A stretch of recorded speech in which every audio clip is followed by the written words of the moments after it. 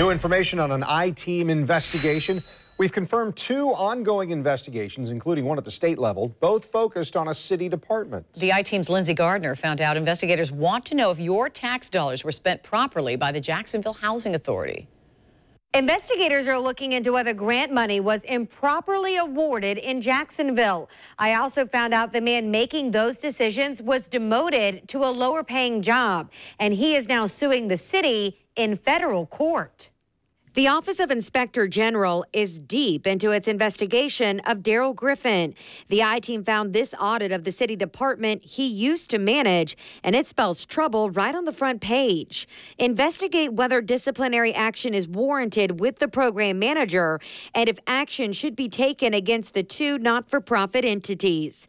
Daryl Griffin was that housing program manager, a 25-year City of Jacksonville employee. The I-team found he was demoted the same month this audit was released. The report uncovered an apparent conflict of interest centered on Wealth Watchers, a nonprofit that works to develop affordable housing in Jacksonville and makes money doing it. The problem, Ed Gaston, the vice president of Wealth Watchers, is also the president of a construction company that received the jobs and more than $100,000 in city money to complete them. The I-team obtained one of Gaston's signed bids for Dvorak Construction addressed to his Wealth Watcher co-worker, Carrie Davis. The auditor found Gaston's dual role gave him and Wealth Watchers an apparent conflict of interest when it came to competitors, and that happened with 3 separate contracts. The audit goes on to say Daryl Griffin had knowledge of the conflict of interest and did nothing to stop it.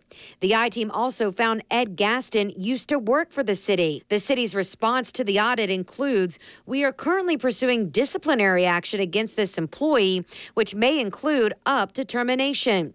But we found Griffin was not terminated. Instead, he was reassigned with a pay cut of $36,000. Griffin has now filed this federal lawsuit against the city of Jacksonville, claiming discrimination based on his race. As for Wealth Watchers, the I-team confirmed it is under investigation by a state agency.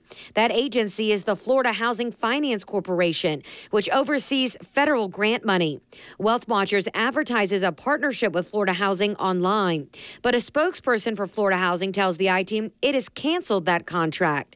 The I-team also found recent emails from Jacksonville City Councilman Reggie Brown to the Office of Inspector General asking to meet about Wealth Watchers. We also found after the audit's findings were made public, Councilman Brown had a day of service for his constituents hosted by Wealth Watchers.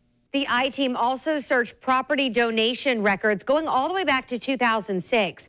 And I found Councilman Reggie Brown took office in 2008. And since then, 11 properties have been donated within his district, 7 of the 11 going to Wealth Watchers.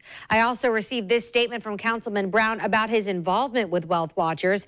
He tells me in part, "The reason I was interested in the Wealth Watchers investigation was because the organization stated they were not notified by the state regarding the investigation. The meeting was called to make sure due process was being handled appropriately and accordingly. As of today, Wealth Watchers has not received correspondence from the state." I did call the director of Wealth Watchers, and Carrie Davis declined to comment because of those exact same reasons, claiming she does not know why they're being investigated. In the studio, Lynnsey Gardner, Channel 4, the local station.